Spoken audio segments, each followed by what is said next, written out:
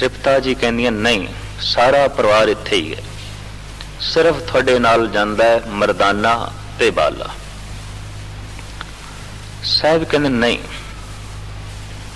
ਮੇਰੇ ਨਾਲ ਸਮੂਹ ਪਰਿਵਾਰ ਜਾਂਦਾ ਹੈ। ਤਾਂ ਤ੍ਰਿਪਤਾ ਜੀ ਸ਼ੌਕ ਨਾਲ ਪੁੱਛਦੀਆਂ, ਜਿਹੜਾ ਪਰਿਵਾਰ ਨਾਲ ਜਾਂਦਾ ਉਹਦੇ ਚ ਮਾਂ ਵੀ ਹੈ, ਮਾਤਾ ਹੈ? ਸਾਹਿਬ ਕਹਿੰਦੇ ਹਾਂ ਹੈਗੀ, ਮਾਤਾ ਵੀ ਹੈ। ਜਨਮ ਸਾਖੀ ਦੇ ਕਰਤੇ ਨੇ ਬੜੀ ਸੋਹਣੀ ਇਹ ਵਿਚਾਰ ਲਿਖੀ ਹੈ, ਤੇ ਭਾਈ ਸਾਹਿਬ ਭਾਈ ਸੰਤੋਖ ਸਿੰਘ ਨੇ ਵੀ। ਉੱਥੇ ਤ੍ਰਿਪਤਾ ਜੀ ਨੂੰ ਇਹ ਖਿਆਲ ਆਇਆ ਕਿ ਸ਼ਾਇਦ ਨਾਨਕ ਜੀ ਇਹ ਕਹਿਣਾ ਚਾਹੁੰਦੇ ਨੇ ਕਿ ਐ ਮਾਤਾ ਮੈਂ ਤੇਰੀ ਯਾਦ ਨਾਲ ਲੈ ਕੇ ਜਾਂਦਾ, ਐਸਾ ਭੁਲੇਖਾ ਪਿਆ। तो फिर उस भुलेखे की निवृत्ति वास्ते दूजा प्रश्न करदियां भी पुत्र नानक जी ये दसो जिहड़ी माता नाल जांदी है उहदा नां की है, उस मां दा नां की है, उस माता दा नां की है जिहड़ी तुहाडे नाल जांदी। तो अज मैं आप जी नूं दसां कि गौड़ी राग दे दूजे शब्द विच गुरु नानक देव जी ने अपने परिवार का तारुफ कराया है। मेरे माँ बाप कौन ने, मेरी पत्नी कौन है, मेरे बच्चे कौन ने। गौड़ी राग दे दूसरे शब्द जिथे गौड़ी राग आरंभ होंदा है उसके दूजे शब्द साहिबा ने अपने कुटुंब का तारुफ कराया। आम दुनिया कराउंदी है, ये मेरा भरा है बई, ये मेरे बच्चे ने, ये मेरी पत्नी है, मेरे माँ बाप ने। इस ढंग नाल दुनिया तारुफ करांदी है। तो साहिबा ने भी तारुफ कराया और सुन के दंग रह जाओगे कि साहिबा दे माँ बाप कौन है। और इतनी भी अर्ज करते हैं उत्थे माता तृप्ता नहीं लिखिया, ये नहीं लिखिया कि पिता कालू है, बच्चे श्री चंद या लक्ष्मी चंद ने, ऐसा नहीं लिखिया। ये इतिहासक ग्रंथ पढ़ने पैणगे कि साहिबा दा बैरूनी शरीरक पिता कौन सी, माता कौन सी, ये गल सारी अंदर दी है। और इतनी भी अर्ज करते हैं कि गुरुआं ने अपनी बाणी च अपनी गल आखी नहीं। गुरु नानक दी गल तुसी गुरु ग्रंथ साहब दे च लभना चाहो नहीं है, सिर्फ ब्रह्म दी गल है, ईश्वर दी गल है, निरंकार दी गल है। गुरु नानक दा जन्म कित्थे होया गुरु ग्रंथ साहब दे च नहीं लिखे। उन्हां दे किन्ने बच्चे सन, परिवार की सी, की नां सी, माता पिता कौन सन, कदों जन्मे, गुरु ग्रंथ साहब दे ये नहीं लिखिया। निरोल ब्रह्म दी गल है, निरोल अकाल पुरख दी गल है। इस वास्ते शरधा दा ते ज्ञान दा तकाजा ही है कि गुरु ग्रंथ साहब नूं मत्था टेकना, निरोल निरंकार नूं मत्था टेकना। इस परपंच में साचे नाम की वडाई। भाव गुरुआं ने भी अपनी गल नहीं आखी, निरोल ब्रह्म दी ते ईश्वर दी गल है। लेकिन जिस परिवार का गुरु नानक देव जी महाराज तारुफ कराना चाहते हैं, ये परिवार अध्यात्मक है, शरीरक नहीं। एक शरीरक परिवार होंदा है, एक मनुख की आत्मा का परिवार होंदा है। तो मैं देखदा कईयां दे शरीर दे परिवार ते हैं, आत्मा बिल्कुल यतीम है, लावारिस है, कोई परिवार कोई नहीं, कोई कुटुंब कोई नहीं। हो सकता है परिवार दे 40 बंदे होन, वड्डे कुटुंब वाला होवे, तां भी मैं कई देखिया ऐसा कि अंदरों यतीम है, बिल्कुल ही लावारस है। साहब इत्थे कहंदे ने अपने इस गौड़ी राग दे दूसरे शब्द विच भी जिहड़ा परिवार मेरे नाल जांदा है उहदे च मां भी है। तो तृप्ता जी पुछदियां ने ये दस ਉਹ ਜਿਹੜੀ मां नाल जांदी है उहदा नां की है। तो बाबे ने हुण नां दस्सिया और शौक नाल पढ़ना। एक गौड़ी राग का दूसरा शब्द है। महाराज कहते ने माता मत पिता संतोख, सत भाई कर एहे विसेक। मेरी मां का नां है चंगी मत, श्रेष्ठ मत, उत्तम मत। असी उस बच्चे नूं यतीम आखदे हां जिहदी मां मर जाती है। गुरु नानक देव जी कहते ना आखो, जिहदी मां मर जाए वो जीवन के वसीले लभ लैंदा, कई दफा मिल जाते हैं, पर जिहदी मत मर जाती है वो कदम कदम ते ठोकरां खांदा है। ते वास्तविक यतीम वो है जिहदी मत मर जाती है। औखे ना होना, जिहदी मां मर जाए जरूरी नहीं कि उसने दुखी होना है, पर जिहदी मत मर जाए उन्होंने संसार दे सुख मिल ही नहीं सकता, सवाल ही नहीं पैदा होता। और कुछ पुख्ता होर भी सबूत मैं थोड़े सामने रखा। जे ये मत मां जिंदा होवे ते बंदे दे मुखड़े ते सिखी दी रूप रेखा रहिंदी है, ते जे मां ही मर गई है तो फिर मनुख ने कंगा नहीं फेरना, कैंची फेरनी है। ते इतनी मैं अर्ज करदे हां, मैं देखदा किसे मौलवी नूं ये नहीं आख्या जांदा बई तू सुन्नत ते कलमे दी गल ना कर। अज तक किसे ब्राह्मण नूं ये नहीं आख्या गया बई तू जनेऊ ते यग दी गल ना कर। पर अक्सर मैं देखदा इन्ने ढिले सिख हो गए, कहंदे रहतां बैतां दी गल नहीं चाहिदी, ना करे आकर। ते पुरखा जे सिख मिशनरी रहतां दी गल नहीं कर सकदा या तुसी सुनना नहीं चाहते तो फिर प्रचार का कोई मतलब ही नहीं, गुरुद्वारे आने का कोई मतलब ही नहीं। सारे का सारा ही सिलसिला पखंड है। फिर इतनी मैं अर्ज कर दें, बाकी दुनिया विच ये गल नहीं, लेकिन सिख जगत विच थोड़ी जी ये गल मैं देखदा। इस प्रचार नूं ही चंगा नहीं समझते, कहंदे नहीं इहदे नाल दिल दुखदे, दुखण पै दिल। इहदा ये मतलब किसी दी दिल दी खातर सिखी नूं ही कुर्बान कर देईए, सिखी नूं ही खूह खत्ते च पा देईए। नहीं, उसका दिल इतना दुखाओ कि उसका दिल मन लवे हाँ मैं गलती थी, मैं भुल ते। उहदे दिल का इतना ना ख्याल करो कि वह गलती नूं गलती मन्ने ही ना, भुल नूं भुल मन्ने ही ना, ते होर भुल दे उत्ते भुल करदा जाए, होर पाप दे उत्ते पाप करदा जाए। नहीं, उसनूं एहसास कराना। इतनी अर्ज करदे हां, जद मत मर जाती है, मां मर जाती है, नहीं अमृत छकेगा, शराब पिएगा। तो शराब पीण वाले बंदे नूं कदी ये ना कह देना यदि मां जिंदा है। नहीं, मत बिल्कुल मत गई, मत रही नहीं।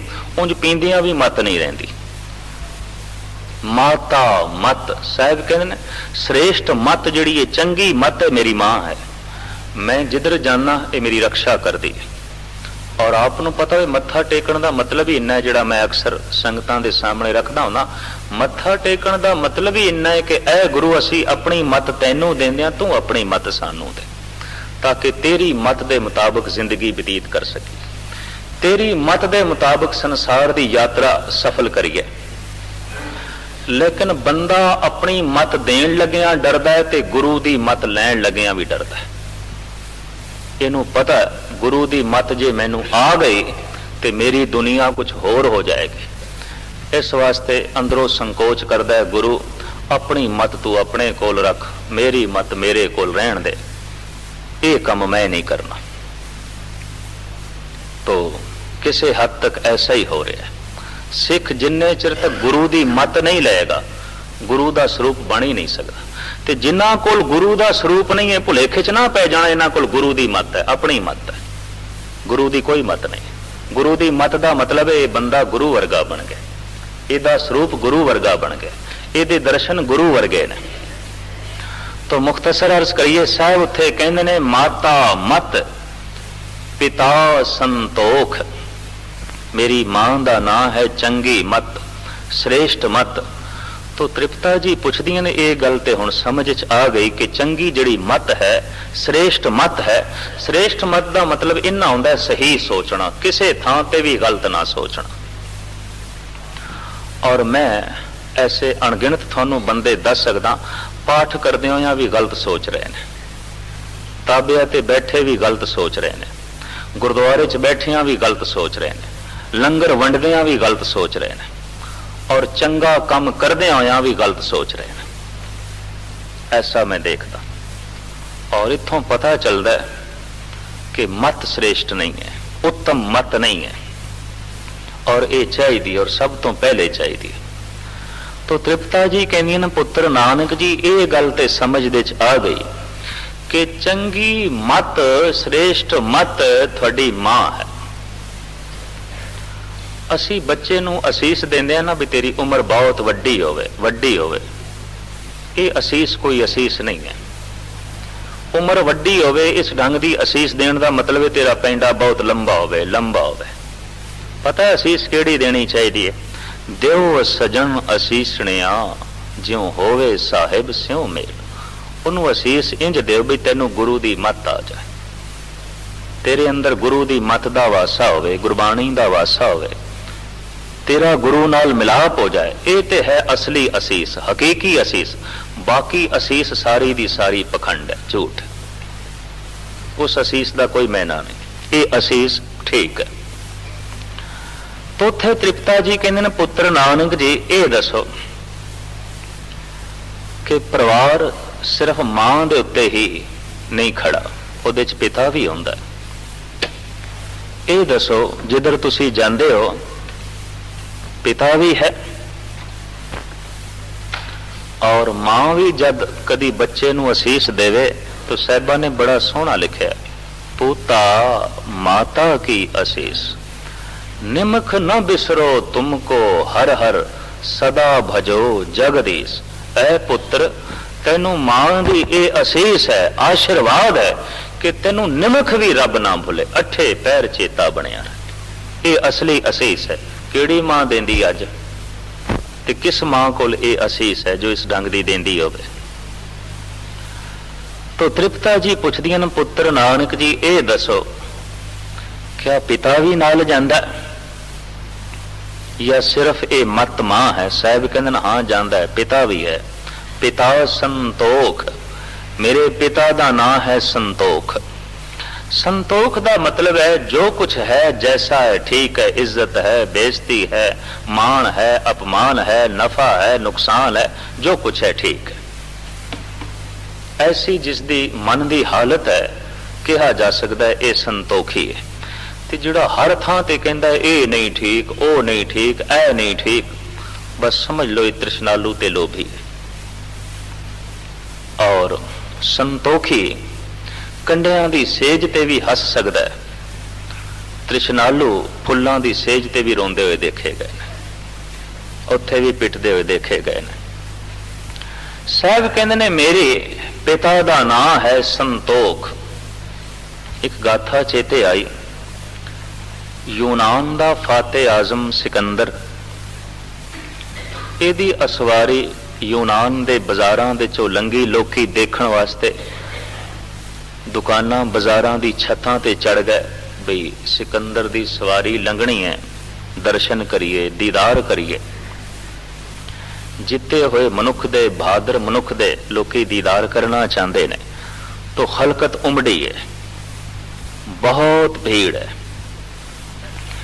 इस भीड़ विच बिल्कुल बेखबर एक मस्ताना फकीर भी बैठा, बड़ी मस्ती च बैठा, बड़े रंग च बैठा। सिकंदर दी सवारी हाथी ते बैठा है, होले होले इस भीड़ दे चों हाथी चल रहा, लोकी फर्शी सलाम पे कर दिन, जय जयकार कर रहे हैं। ज्यों हाथी इस फकीर दे कोलों लंघिया ते इस फकीर ने खड़े होके फर्शी सलाम नहीं कीता, सजदा नहीं कीता। सिकंदर ने हाथी रुकवाया, मन विच सोचिया अज ये गुस्ताखी कर रहा है, कल कोई होर करेगा, अज ये निरादरी कर रहा है, कल कोई होर करेगा। तो हाथी ते बैठे हुए ही आख्या, ऐ मंगते क्या तेरी शामत ते नहीं आई? तू शाही अदाब नहीं जानदा, इत्थों दे रस्मो रिवाज नहीं जानदा। फकीर दी अख खुली, बैठा सी अपनी मस्ती च, इतने शोर शराबे दे च भी मस्ती च बैठा सी। थोड़ा जिहा भी शोर साडा ध्यान उचाट करके रख देंदा, क्योंकि ध्यान बिल्कुल कच्चा है, बिल्कुल कच्चा। अगर पक्का होवे ना तो भावें तूफान भी चले पिया सुरत टुटदी नहीं, ते जे ध्यान कच्चा है तो हवा का झोंका जिहड़ा है ये भी तोड़ के रख देगा। ये गल सारी ध्यान दे उत्ते मुनस्सर है। इतनी भीड़ दे च शोर शराबे च भी वो जुड़िया बैठा सी, लेकिन चीख दे नाल एक गल कन्ना च पई, ऐ मंगते तेरी शामत ते नहीं आई। अखां खुल गई, देखदा कि ये वक्त दा हुक्मरान सिकंदर सामने हाथी ते बैठा और गुस्से च है, क्रोध दे च है। किसे राजे दा क्रोध दे च आ जाना समझ लो किसे तबाही दा बायस बनदा है। एक छोटी जिहा खाल दा पानी जे गलत वगण लग पे पुठे रस्ते तो ये नाल कोई नुकसान नहीं होंदा, पर एक बहुत बड़ा दरिया अपना रुख मोड़ छड़े ਤੇ ਗਲਤ ਪਾਸੇ ਵਗਣ ਲੱਗ ਪਏ ਤਾਂ ਪਿੰਡਾਂ ਦੇ ਪਿੰਡ ਉਜੜ ਜਾਂਦੇ ਨੇ, ਸ਼ਹਿਰਾਂ ਦੇ ਸ਼ਹਿਰ ਤਬਾਹ ਹੋ ਜਾਂਦੇ। ਇਤਨੀ ਮੈਂ ਅਰਜ਼ ਕਰਦਿਆਂ, ਇੱਕ ਮਾਮੂਲੀ ਹਸਤੀ ਦਾ ਬੰਦਾ ਜੇ ਬਹੁਤ ਵੱਡੀ ਵੀ ਗਲਤੀ ਕਰੇ ਉਹਦੇ ਨਾਲ ਕੋਈ ਬਹੁਤਾ ਨੁਕਸਾਨ ਨਹੀਂ ਹੁੰਦਾ, ਪਰ ਇੱਕ ਬਹੁਤ ਵੱਡਾ ਮਨੁੱਖ ਛੋਟੀ ਵੀ ਗਲਤੀ ਕਰੇ ਉਹਦੇ ਨਾਲ ਬਹੁਤ ਵੱਡੀ ਹਾਨੀ ਹੁੰਦੀ, ਬਹੁਤ ਵੱਡਾ ਨੁਕਸਾਨ ਹੁੰਦਾ। ਇਹਦਾ ਸਬੂਤ ਇੰਨੇ ਹੈ ਕਿ ਇੱਕ ਕੱਖਾਂ ਦੀ ਕੁੱਲੀ ਢਹਿ ਪੈ, ਇਹਦੇ ਨਾਲ ਇਤਨਾ ਨੁਕਸਾਨ ਨਹੀਂ ਹੁੰਦਾ, ਪਰ ਇੱਕ 50 ਮੰਜ਼ਿਲਾ ਬਿਲਡਿੰਗ ਢਹਿ ਪੈ ਬਹੁਤਾ ਨੁਕਸਾਨ ਹੁੰਦਾ, ਫਟ ਉਤਰ ਜਾਂਦੇ। ਇੱਕ ਛੋਟਾ ਮਨੁੱਖ ਬਹੁਤ ਵੱਡੀ ਗਲਤੀ ਵੀ ਕਰੇ ਕੌਮ ਦੀ ਤਬਾਹੀ ਦਾ ਬਾਇਸ ਨਹੀਂ ਬਣਦਾ, ਪਰ ਇੱਕ ਵੱਡਾ ਮਨੁੱਖ ਨਿੱਕੀ ਜਿਹੀ ਗਲਤੀ ਵੀ ਕਰ ਦੇਵੇ ਸਾਰੀ ਕੌਮ ਉਜੜ ਜਾਂਦੀ, ਸਾਰੀ ਕੌਮ ਨੂੰ ਫਲ ਭੋਗਣਾ ਪੈਂਦਾ, ਰੋਣਾ ਪੈਂਦਾ, ਦੁਖਤ ਹੋਣਾ ਪੈਂਦਾ। ਇਸ ਵਾਸਤੇ ਕਹਿ ਦਿੰਦੇ ਨੇ ਕਿ ਵੱਡੇ ਦੀ ਛੋਟੀ ਗਲਤੀ ਵੀ ਨਾਕਾਬਲੇ ਮਾਫ ਹੈ, ਔਰ ਛੋਟੇ ਦੀ ਵੱਡੀ ਗਲਤੀ ਵੀ ਜਿਹੜੀ ਹੈ ਉਹ ਕਾਬਲੇ ਮਾਫ ਹੈ। इतनी गल बिल्कुल सही है और स्पष्ट मैं कर रहे हैं। राजनीतिक पंडित भी ये कहते हैं कि एक छोटे मनुख की अजीम गलती भी काबले माफ है, पर एक महान मनुख जो कौमी लीडर होवे, कौम की रहबरी करता होवे, उहदी निक्की गलती भी नाकाबले माफ है, क्योंकि उसकी निक्की गलती नाल भी तबाही बहुती हो सकती, उहदी छोटी गलती नाल भी तबाही बहुती हो सकती। एक मामूली सिपाही गलती करे तो हो सकता है देश इतना नुकसान नहीं भोगेगा, पर एक राजा देश का मालिक एक निक्की गलती भी करे देश बहुता हानि उठावेगा। तो सिकंदर जलाल दे च आ गया, जोश दे च आ गया, गुस्से च आ गया। कंबदियां इसने कहा, ऐ मंगते तेरी शामत ते नहीं आई। फकीर ने सोचा शहनशाह हो के ऐसे लफ्ज आखने ये शोभा वाली गल नहीं, पर हुण कह बैठा है, गुस्से च है, क्रोध च है। ते फकीर बड़ा मनमौजी से, मस्त से, आखन लगा शहनशाह गल है, मैं तेरे मत्थे दियां रेखां पढ़ रहा सी ते तेरे मत्थे दियां रेखां च बहुत कुछ लिखिया है, ते मैं पढ़न दे च इतना उलझ गया कि मैनू होर कुछ चेते नहीं रहे। सिकंदर ने सोचे ते कोई इल्मे नजूम दा माहिर है, सियाणा है, ये ते कोई भविष्य वक्ता है, कोई ज्योतिषी है, इत्थे कोई पहुंचिया होया फकीर है जो मेरे मत्थे दियां रेखां भी पढ़ लैंदा है। हाथी ते बैठिया होया आख्या, फिर फकीर साईं फिर दस ते सही की लिखिया मेरे मत्थे च। पहले मंगता आख्या सी, हुण फकीर साईं। देखो ज्यों ज्यों गरज पैंदी है ते बंदा किस ढंग नाल बदलदा है, किवें वो अपना बोल चाल दा ढंग बदलदा है, तौर तरीका बदलदा है। वो फकीर कहन लगा, बहुत कुछ लिखिया होया, तेनू मैं बहुत कुछ दस सकदा, ते सिर्फ दस ही नहीं सकदा, बहुत कुछ तेनू दे भी सकदा।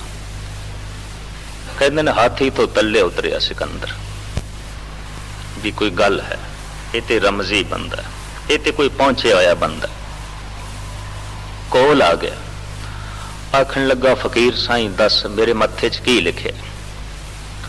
कह जो दिता है, बहुत कुछ लिखे है, बड़े मुल्क तेनों मिलने ने, बड़ी धन संपदा तेनों मिलनी, ते बड़ा कुछ मैं तेनों दे भी सकदा, पर एक शर्त है। सिकंदर कहंदा, वो दस की शर्त है, छेती दस। भी तू मेरे अगों झोली अड के खड़ा हो जा, ते फिर हाथ भी जोड़, ते ये आख कि मेरी झोली च खैर पा, फिर मैं देंगा। ये मेरी शर्त है, इस तो पहले नहीं। सोची पै गया सिकंदर, मैं इन्ना वड्डा हुक्मरान, फातेह आजम, बड़े बड़े मुल्क फतेह कीते, कई राज्यां नूं हराया, फिर ख्याल आया बड़ा खून खराबा करना पैंदा तां कुछ लभदा है, ते इस फकीर दी दुआ नाल ऊंजी बथेरा कुछ लभ पैना, ते चलो थोड़ी जिहा बेशर्मी सही, तो झोली अड के खड़ा हो गया।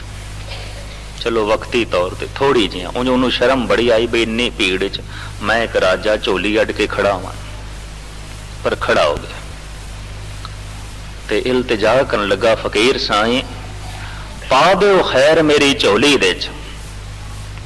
फकीर जलाल दे च आया ते बिस्माद होके कहन लगा, जा मंगते मैं तेरी झोली च कख नहीं पाना, तू मैनू मंगता आखिया सी ना, ते मैं तेनू मंगता साबित किया। तू मंगते कोलों मंगदा पे, कितना वड्डा मंगता, ते मैं तेरे कोल मंगया भी नहीं, तू मैनू मंगता आख्या, अज मैं तेनू दसना चाहता मंगता कौन है। बस इन्नी तू खुद पढ़ ले, मंगता मैं हाँ कि तू है। मैं तेरे कोल कख नहीं मंगया, तू मैनू मंगता आख्या ते तू मंगते कोलों मंगदा पिया, तैथों वड्डा होर केड़ा मंगता होवेगा। ऐ सिकंदर, भावें धन है, संपदा है, दौलत है तेरे कोल, संतोख कोई नहीं। कि तेनू कौन दसे बिना संतोख तो कोई राजा बन ही नहीं सकता। राजा ते वो है जिहदे कोल संतोख है, हर थां ते आनंद च रहेगा, हर थां ते खुशी च रहेगा। बिना संतोख नहीं को राजे। बड़े बड़े धनाड़ ते धनवान भी मैं देखदा कंगालता दी जिंदगी पै बतीत करदे, उन्हां दे अंदर भी उन्नी भुख है जिन्नी क मंगते दे अंदर आउंदी। ते जे भुख नापांगे ते मंगते दी ते धनाड़ दी भुख इक्को है। इस वास्ते दोवें इक्को ही ने। गल ते सारी भुख दी है ना, गल ते सारी तृष्णा दी है ना। साहिब श्री गुरु नानक देव जी महाराज कहते हैं, मां ये संतोख मेरा पिता है ते मैं जिधर जाना मेरे नाल है। जे रुखा तले भी रात कटनी पै जाए तो ठीक है, जे नहीं प्रसाद पानी मिलिया तां भी ठीक है, जे किसी ने पत्थर मार दिते तां भी ठीक है, जे किसी ने गाल कट दी है तां भी ठीक है, जे किसी ने मत्था टेक लिया तां भी ठीक है। हर हालत विच खुश रहन दी जाच मैं सिख लईए ते जिथों सिखी है वो मेरा पिता है, वो है संतोख। अध्यात्म गल्लां ने बाबे नानक दियां। तो तृप्ता जी कुछ समझ के कहदियां ने, पुत्र नानक ये ते हो गई ना मां बाप दी गल, पर परिवार विच पत्नी भी होंदी है, बच्चे भी आउंदे, क्या ये भी नाल जांदे ने? साहिब इन्हां दा भी जिक्र करते हैं। और एक एक शब्द गुरु नानक दा बड़ा गहरा है, बहुत गहरा है। बल्कि कुछ सियाणे ते ऐसा भी कहते हैं कि गुरु नानक दी बाणी दी बाद दे शब्दां च बाकी शब्दां च व्याख्या चलदी है। जैसे तुखारी राग दा एक 12 माह है गुरु नानक देव जी दा, लेकिन असी महीने वाले दिन, संग्रांद वाले दिन तुखारी राग दा 12 माह नहीं पढ़ते, माज राग दा 12 माह पढ़ते हैं। पंजवें पातशाह दा 2 12 माह ने। माज राग दा क्यों पढ़ते हैं ते तुखारी राग दा क्यों नहीं पढ़ते? पहले पातशाह दा भी 12 माह मौजूद है, वो क्यों नहीं पढ़ते? मैं इसका पिछोकड़ लभण की कोशिश की। कहते ने सिखा ने बिने की सी साहिब श्री गुरु अर्जन देव जी महाराज के चरणों च, पातशाह ये जिस दिन सूरज एक रास नूं छड़ के दूसरी रास च प्रवेश करता, उस संग्राम का जिहड़ा दिहाड़ा है, इस विषय के उत्ते भी कोई तुसी उपदेश देओ। महाराज कहने लगे मौजूद है, तुखारी राग दा 12 माह गुरु नानक ने उचारण किया।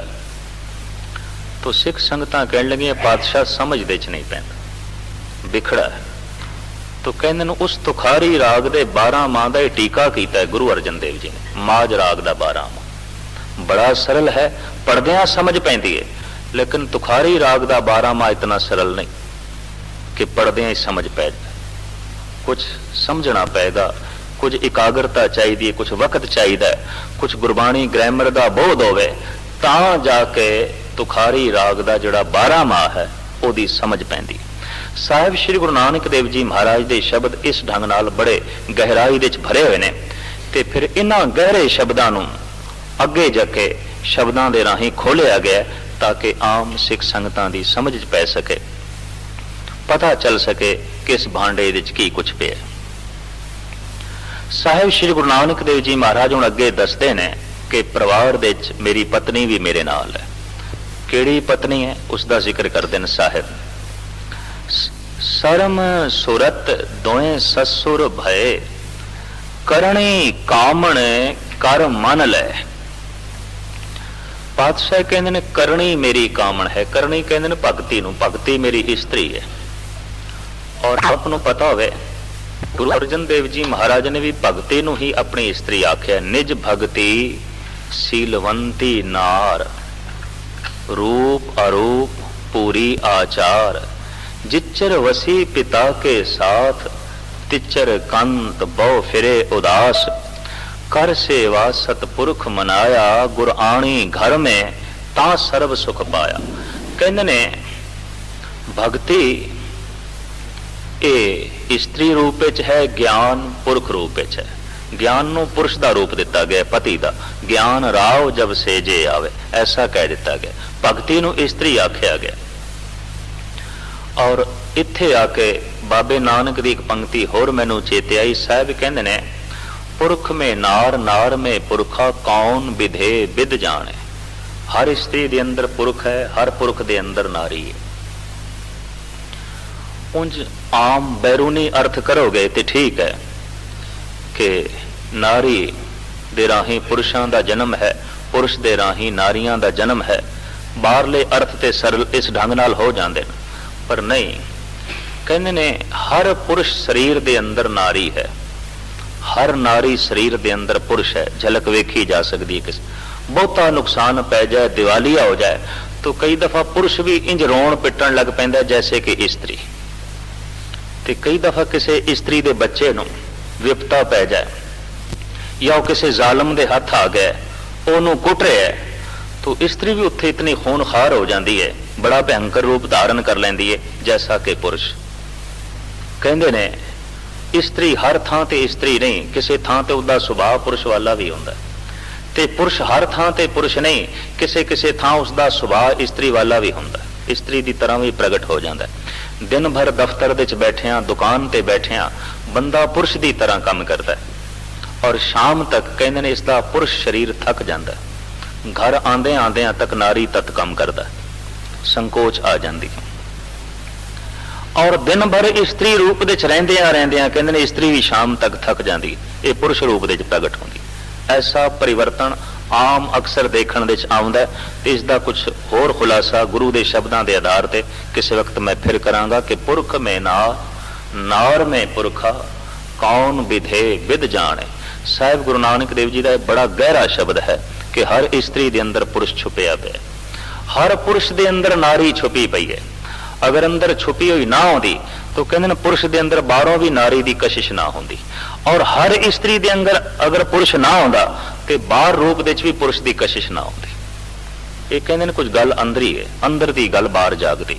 ਇਸ ਵਾਸਤੇ ਹਰ ਅੰਦਰ ਦੇ ਜੋ ਹੈ ਨਾਰੀ ਦੇ ਅੰਦਰ ਬੈਠਾ ਹੋਇਆ ਪੁਰਸ਼ ਉਹ ਬਾਹਰ ਦਾ ਰੂਪ ਧਾਰਨ ਕਰਦਾ ਹੈ, ਤੇ ਹਰ ਪੁਰਸ਼ ਦੇ ਅੰਦਰ ਬੈਠੀ ਹੋਈ ਨਾਰੀ ਉਹ ਬਾਹਰ ਦਾ ਰੂਪ ਧਾਰਨ ਕਰਦੀ ਹੈ। ਪੁਰਖ ਮੈਂ ਨਾਰ, ਨਾਰ ਮੈਂ ਪੁਰਖਾ, ਕੌਣ ਵਿਧੇ ਵਿਦ ਜਾਣੇ।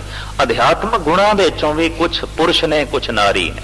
ਭਗਤੀ ਨਾਰੀ ਹੈ, ਗਿਆਨ ਪੁਰਸ਼ ਹੈ।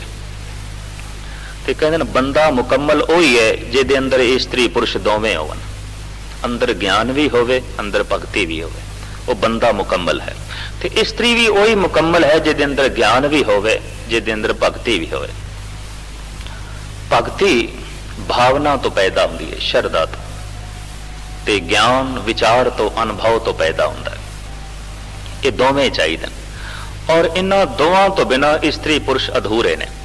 ਅਕਸਰ ਐਸਾ ਦੇਖਣ ਦੇ ਚ ਆਇਆ ਹੈ ਕਿ ਭਾਵਨਾ ਸ਼ਰਧਾ ਇਸਤਰੀ ਦੇ ਚ ਜ਼ਿਆਦਾ ਹੈ, ਵਿਚਾਰ ਤੇ ਗਿਆਨ ਪੁਰਸ਼ ਦੇ ਚ ਜ਼ਿਆਦਾ। ਸਾਧੂ ਸੰਤਾਂ ਦੇ ਪਿੱਛੇ ਜਿਤਨੀਆਂ ਤੁਹਾਨੂੰ ਇਸਤਰੀਆਂ ਚਲਦੀਆਂ ਹੋਈਆਂ ਦਿਸਣਗੀਆਂ, ਇਤਨੇ ਪੁਰਸ਼ ਨਹੀਂ ਆਉਂਦੇ, ਬਲਕਿ ਬਹੁਤ ਸਾਰੇ ਸਾਧੂ ਸੰਤਾਂ ਦੀ ਗੱਲ ਹੀ ਇਸਤਰੀਆਂ ਕਰਕੇ ਚੱਲਦੀ, ਮਾਈਆਂ ਕਰਕੇ ਚੱਲਦੀ। ਅਥਾ ਇਲਾਹਾਬਾਦ ਦੇ ਚ ਇੱਕ ਮਾਂ ਮੈਨੂੰ ਕਹਿਣ ਲੱਗੀ, ਗਿਆਨੀ ਜੀ ਇਹ ਜਿਹੜੇ ਸੰਤ ਆਏ ਨੇ ਬੜੇ ਕਰਨੀ ਵਾਲੇ ਨੇ, ਬੜੇ ਕਰਨੀ ਵਾਲੇ। ਮੈਂ ਆਖਿਆ ਮੇਰੀ ਜ਼ਿੰਦਗੀ ਇਹ 40-41 ਸਾਲ ਦੀ ਉਮਰ ਹੋ ਗਈ, ਤੇ 25 ਸਾਲ ਹੋ ਗਏ ਨੇ ਮੈਨੂੰ ਕਥਾ ਕਰਦਿਆਂ। ਛੋਟੀ ਜਿਹਾ ਉਮਰ ਦੇ ਚ ਮੈਂ ਇਸ ਪਾਸੇ ਪਿਆ, ਤੇ ਮੈਨੂੰ ਤੇ ਅਜੇ ਤੱਕ ਨਹੀਂ ਪਤਾ ਚੱਲਦਾ ਕਿਹੜਾ ਕਰਨੀ ਵਾਲਾ ਕਿਹੜਾ ਨਹੀਂ ਕਰਨੀ ਵਾਲਾ। ਕਈਆਂ ਤੋਂ ਮੈਂ ਧੋਖਾ ਖਾ ਜਾਂਦਾ, ਚੰਗਿਆਂ ਚੰਗਿਆਂ ਤੋਂ ਖਾ ਲਿਆ। ਵੀ ਤੈਨੂੰ ਕਿਸ ਤਰ੍ਹਾਂ ਪਤਾ ਚੱਲ ਗਿਆ ਸੰਤ ਕਰਨੀ ਵਾਲੇ, ਕਿਸ ਤਰ੍ਹਾਂ ਪਤਾ ਚੱਲੇ? ਆਖਣ ਲੱਗੀ, ਗਿਆਨੀ ਜੀ ਦੇਖਦੇ ਨਹੀਂ ਮੱਥਾ ਬੜਾ ਚਮਕਦਾ, ਬੜਾ ਭਖਦਾ ਪਿਆ। ਮੈਂ ਕਿਹਾ ਦੇਖ, ਸ਼ਾਮ ਤੋਂ ਲੈ ਕੇ ਸਵੇਰੇ ਤੱਕ ਤੇ ਸਵੇਰੇ ਤੋਂ ਲੈ ਕੇ ਸ਼ਾਮ ਤੱਕ ਕੱਖ ਦੌਰਾ ਨਹੀਂ ਕਰਨਾ ਇਹਨੇ, ਤੇ ਸਾਰਾ ਦਿਨ ਛਕਦੇ ਰਹਿਣਾ, ਤੇ ਪੌਸ਼ਟਿਕ ਤੋਂ ਪੌਸ਼ਟਿਕ ਗ਼ਿਜ਼ਾ ਇਸਨੇ ਛਕਦੇ ਰਹਿਣਾ, ਤੇ ਮੱਥੇ ਨੇ ਚਮਕਣਾ ਨਹੀਂ, ਤੇ ਹੋਰ ਕੀ ਹੋਣਾ। ਤੇ ਸਿਰਫ ਜਿਹੜਾ ਇਹ ਤੂੰ ਪੈਮਾਨਾ ਨਾਪਣ ਦਾ ਰੱਖ ਲਿਆ, ਇਹ ਗਲਤ ਰੱਖਿਆ। ਜਿਨ੍ਹਾਂ ਨੇ ਕਦੀ ਸਾਧਨਾ ਕਰਨੀ ਹੁੰਦੀ ਉਹ ਤੇ ਐਸਾ ਵੀ ਕਹਿੰਦੇ ਨੇ, ਤਨ ਸੁੱਕਾ ਪਿੰਜਰ ਥੀਆ ਤਲੀਆਂ ਖੂੰਡੇ ਕਾਗ, ਉਹ ਅਜੇ ਸੋ ਰੱਬ ਨਾ ਬੋੜਿਓ ਦੇਖ ਬੰਦੇ ਦੇ ਭਾਗ। ਇਸ ਫਰੀਦ ਨੂੰ ਤੂੰ ਕੀ ਆਖੇਂਗੀ? ਕਰਨੀ ਵਾਲਾ ਨਹੀਂ ਜਿਹਦਾ ਪਿੰਜਰਾ ਹੀ तन है ऐन अडियां दा ढांचा बनिया पे, तन सुक्का पिंजर थिया ये तलियां खूंडे काग, अजे सो रब ना बौड़ियो देख बंदे दे भाग। साधना करदियां करदियां ये हालत हो गई है, रब अजे भी बौड़िया ने, अजे भी गल नहीं बनी। और गजब दी गल यह है, जे रब नहीं मिलिया ते फरीद रब नूं दोषी भी नहीं ठहरांदा, दोषी अपने आप नूं ठहरांदा है। तैसे मन में किया रोस, कहंदा नहीं मुझ अवगुण सह नाही दोष। जे नहीं मिलिया रब अजे तक ते कुछ कसूर मेरा ही है, कुछ खामियां मेरियां ही ने, कुछ कमजोरियां मेरियां ही ने, कुछ मेरे विच ही कमी है। तो मैं अर्ज करा, कहंदे ने जिहड़ा भगती है ये स्त्री तत्त है, ज्ञान पुरुष तत्त है। अगर किसी पुरुष दे कोल ज्ञान है, भगती कोई नहीं, अधूरा है। और किसी स्त्री कोल भावना ते होवे, भगती होवे ते ज्ञान ना होवे, वो भी अधूरी। तो अधूरे आत्मक गुण मनुख नूं परमात्मा दे नाल जोड़दे ने। ये गुण पूरे चाहिए, मुकम्मल चाहिए। पुरुष दे कोल चूंकि सिर्फ विचार है, भगती ने, इस वास्ते बंदा बहुत तर्क करता है, हर गल ते तर्क करी जांदा, तर्क ते तर्क खड़ी करी जांदा। और इसदी तर्क नूं देख के कहना पैंदा है कि धर्म दे रस्ते ते चलना भी चाहता है कि नहीं, किंतु ते किंतु करी जांदा। और इसका किंतु करना इस गल का सबूत है कि इस मार्ग ते चलना नहीं चाहता। ते जिहड़ी स्त्री चल पैंदी उहदे कोल विचार कोई नहीं, निरी भावना ही भावना, निरी शरधा ही शरधा, इहदे नाल ओह भी भटक जाती। कहंदे ने ज्ञान तो बिना शरधा अंधी है, ते शरधा तो बिना ज्ञान लंगड़ा है। हुण तो ना लंगड़ा टिकाणे ते पहुंच सकता ते ना अंधा पहुंच सकता। ये दोवें नूं पैर भी चाहिए, अखां चाहिए, तां जाके टिकाणे ते पहुंच सकणगे। इस भगती ते ज्ञान की तशरीह किस वक्त मैं फिर करांगा। गुरबाणी च बड़े खुलासा पूर्वक ये सारियां विचारां लिखियां होईयां। साहब भगती नूं अपनी कामण कहंदे ने गुरु नानक देव जी, ये मेरी कामण है, ये मेरी स्त्री है। इस स्त्री नूं जन्म किसने दिता? भाव साहब ये दसना चाहते ने मेरे सस ते सहुरा कौन ने। शर्म सुरत दोएं ससुर भय। शर्म दे इत्थे अर्थ ने मेहनत, मुशक्कत। संस्कृत का यह शब्द है। शर्म दे अर्थ इत्थे हया नहीं, लज्जा नहीं ने। शर्म दे अर्थ ने मेहनत, मुशक्कत। संस्कृत का यह शब्द है और ये कई थां ते गुरु ग्रंथ साहब जी महाराज दे च आउंदा है। महाराज कहंदे ने जिहड़ी मुशक्कत है ना, धर्म दे च बड़ी मुशक्कत चाहिए। महाराज ते कहंदे जिन्नी नाम ध्याया गए मस्कत घाल, ये बड़ी भारी मुशक्कत है। नाम ध्यावना बहुत वड्डी मेहनत है। इंज वाहिगुरु वाहिगुरु कर देना कोई सौखी गल नहीं है। वाहिगुरु आखना तो उहदे च सुरत जोड़नी, तुसीं देख लेना 1 मिनट भी कर सकते हो इस ढंग नाल, ते बहुत वड्डी मेहनत है, बहुत वड्डी तपस्या। अज दे युग दे फिर तुसीं प्रहलाद हो, ये बहुत कठिन साधना है। साहब कहंदे ने ये जिहड़ी मेहनत है ना, ये ते है मेरा सहुरा, ते जिहड़ा टिकाव है, एकाग्रता है, ये है मेरी सस। इन्हां दोहां दे संयोग तो जन्म होया है भगती दा। ये मेरी कामण है, ये मेरी स्त्री है। करणी कामण कर मन लै, ये मेरी कामण है, ये मेरी स्त्री है। तृप्ता जी पुछदियां ने नानक जी सुलखणी नाल विआह सी कराया सी, बकायदा बरात गई सी, हजारां लोगां नूं पता वटाले चल के बरात गई है, ये विआह होया है। ये सारा कम पूरे रस्मो रिवाज दे मुताबिक होया है। ते भगती रूपी कामण दे नाल तुहाडा किसने विआह कराया ते कदों होया? साहब ये भी दसदे ने इसे ही शब्द दे च। महाराज कहंदे ने साहा संजोग विआह विंजोग, सच संतत कहो नानक जोग। पातशाह कहंदे ने सत पुरुषां दा जिहड़ा मिलाप होया सी, चंगे पुरुषां दी जिहड़ी सोहबत है ना, ये ते मेरा साहा गिणिया गया सी, ये ते मेरी मंगनी हुई सी। दरअसल गुरुद्वारे आना, सतसंग दे च आउणा, ये भगती नाल संबंध जोड़न वाली गल है, जिवें किसी दी मंगनी हो जाए। पर कईयां दी मंगणियां टुट भी जांदियां ने, तो गुरुद्वारे ते आंदे रहिंदे ने, भगती कोई नहीं मिली, रस कोई नहीं मिली, उंज आंदे रहे ने, अगां गल नहीं बनी। साहिब कहंदे ने साहा संजोग दरअसल सतपुरुषां दा संजोग कोई थोड़ी गल नहीं है।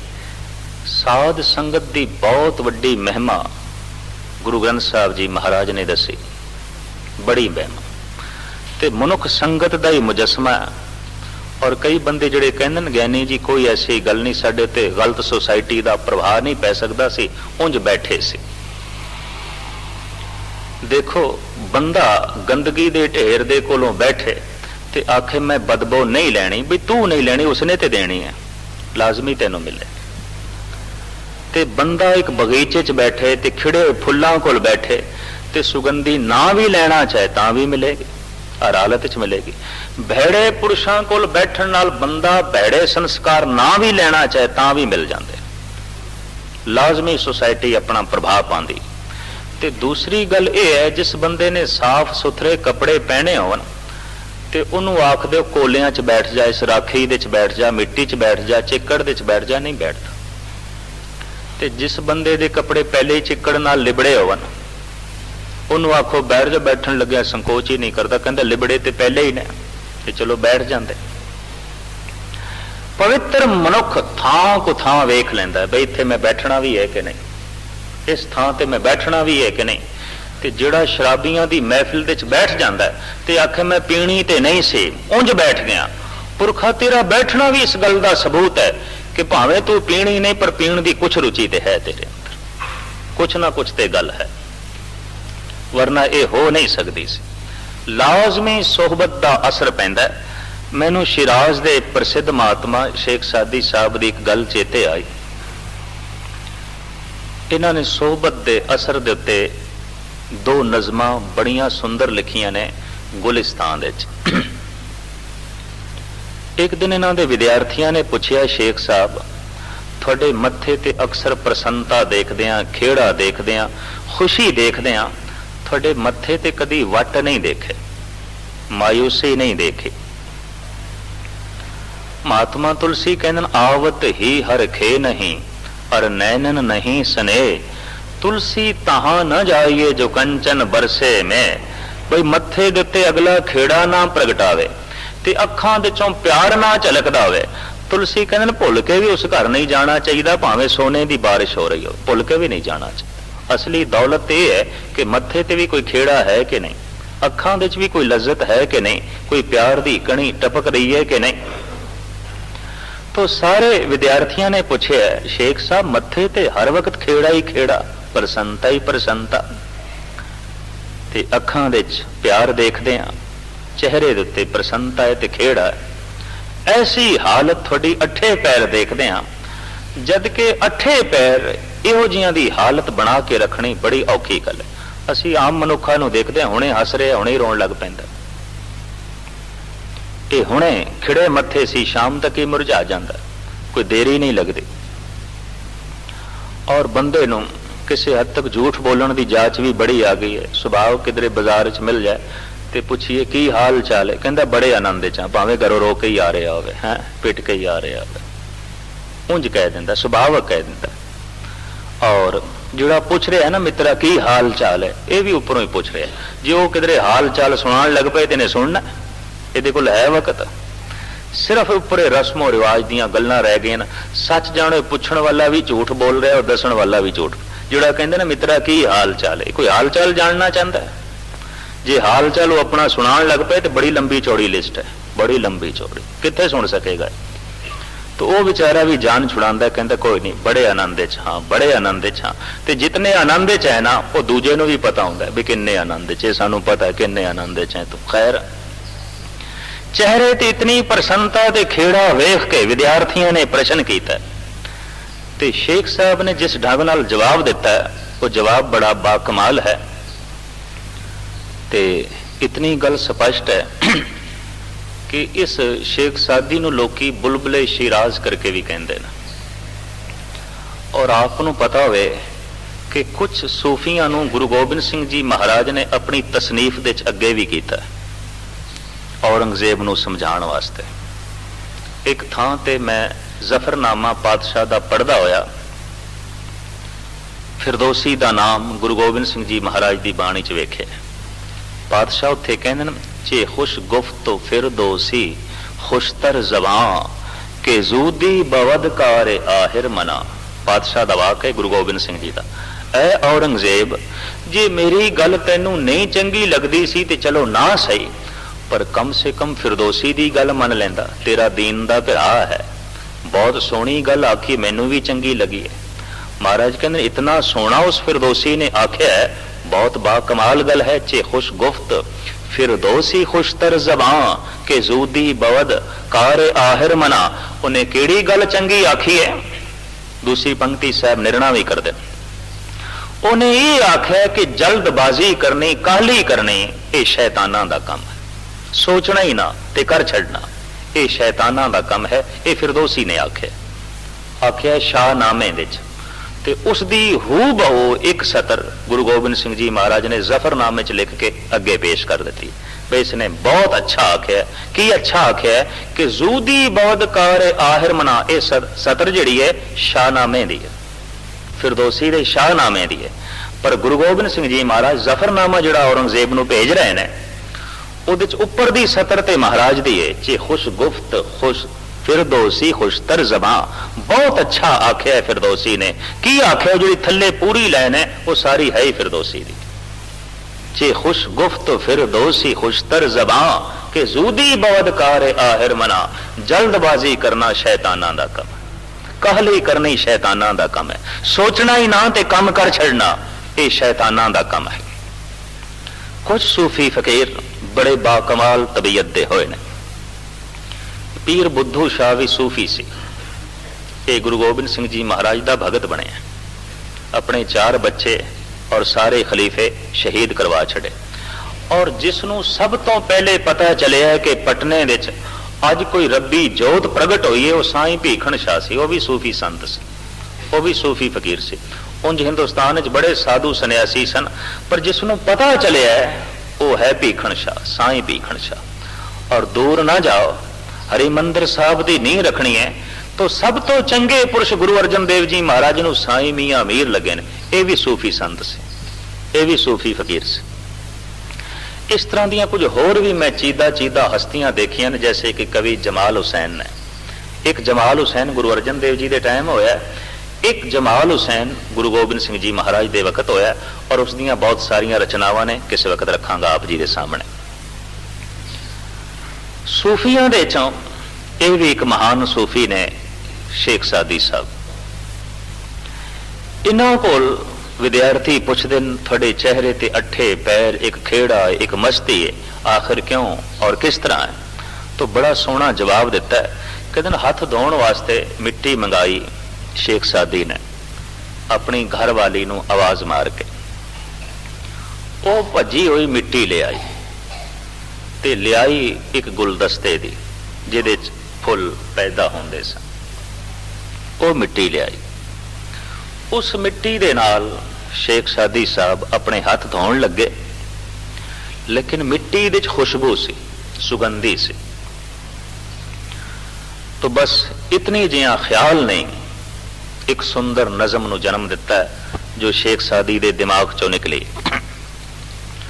वो कहते ने गिले खुशबू दर हुमा में रोजे। गिले मिट्टी नूं कहते ने एक दिन मैनू अपनी घरवाली दे हथों खुशबूदार मिट्टी प्राप्त हुई। गिले खुशबू दर हुमाम रोजे रसीद अज दस्ते महबूब बदस्तम। कहता घरवाली दे हथों मैनू प्राप्त हुई, पर मिट्टी च खुशबू बड़ी सी, सुगंधी बड़ी सी। गुफ्तम तो मुश्की अंबर या अमेरी कि अज खुशबू दिलावी जे तो मस्तम। ऐ मिट्टी तू दस अंबर है, अंबीरी है, मुश्की है, आया तू की है? क्योंकि तेरी सुगंधी ने मेरे दिल दिमाग नू मुअत्तर कर दिता। इतनी महक, इतनी सुगंधी। मुश्की अंबर अंबीरी सेंटां दे नाम ने कि अज खुशबू दिलावी जे तो मस्तम। शेख सादी साहब कहते मिट्टी बोल पई। मिट्टी ने मैनू जवाब दिता, बाओ गुफ्ता मन गिले नाचीज बूदम। ऐ शेख, मैं तो एक नाचीज मिट्टी हाँ, बिल्कुल नाचीज। वलेकिन मुद्दते बागुल निशस्तम, मैं एक खास मुद्दत तक फुल दी जड़ां विच रहीना। जमाले हम नशे दर मन असर करद वगरना मन हमा खाकम के हस्तम। उसकी संगत ने मैनू भी मोतर कर छड़िया, नहीं तो मैं तो एक नाचीज मिट्टी हाँ। शेख सादी साहब कहने लगे, ए विद्यार्थियों, ए तालबे इल्मो, सतपुरुषां ने सोबत ने मैनू एक ऐसी सच्चाई दी है, अठे पैर मस्ती बनी रही है, नहीं तो मैं तो एक नाचीज मिट्टी का पुतला, होर कुछ नहीं। किसी की संगत का प्रताप है। जे मेरे को कोई खेड़ा देखते हो, कोई मस्ती देखते हो, कोई सबर ते संतोख देखते हो, तो किसी का दिता होया, किसी की संगत का असर है। किसी के कोल मैं बैठा तो मैं भी मोतर हो गया, मेरे विच भी ये महक आन लग पई है। साहिब श्री गुरु नानक देव जी महाराज अपनी माता के सामने बचन करदे होए कहंदे ने, सतपुरुषां दी जिहड़ी सोहबत होई सी, ये ते मेरा साहा गिणिया गया सी, मेरी मंगनी होई सी, ते विआह विंजोग संसारिक पदार्थां दे रसां कसां दा जिहड़ा वियोग हो गया, त्याग हो गया, ये मेरा विआह होया सी। वो मंगनी होई सी, ये विआह होया सी। हुण तृप्ता जी पुछदियां, समाप्ति करिए भी ये दसो पुत्र नानक जी, इस भगती रूपी कामण ने किसी पुत्र नूं भी